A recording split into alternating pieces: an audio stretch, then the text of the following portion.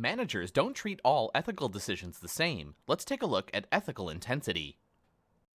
Management decisions differ in their ethical intensity, or the degree of concern people have about an ethical issue.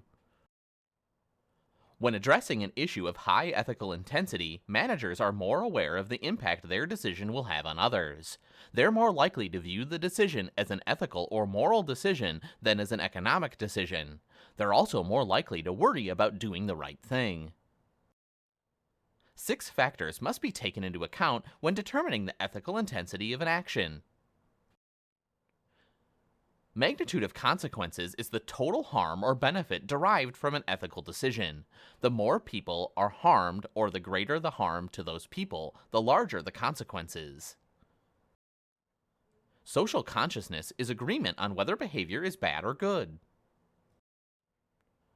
Probability of effect is the chance that something will happen that results in harm to others.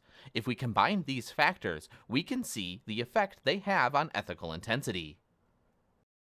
Temporal immediacy is the time between an act and the consequences the act produces. Temporal immediacy is stronger if a manager has to lay off workers next week as opposed to 3 months from now.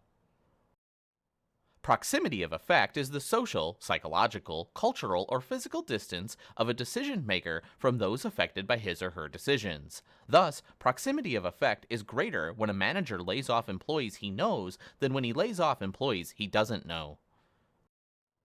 Finally, whereas the magnitude of consequences is the total effect across all people, concentration of effect is how much an act affects the average person. For instance, eliminating healthcare coverage for 100 employees has a greater concentration of effect than reducing healthcare benefits for 1,000 employees by 10%.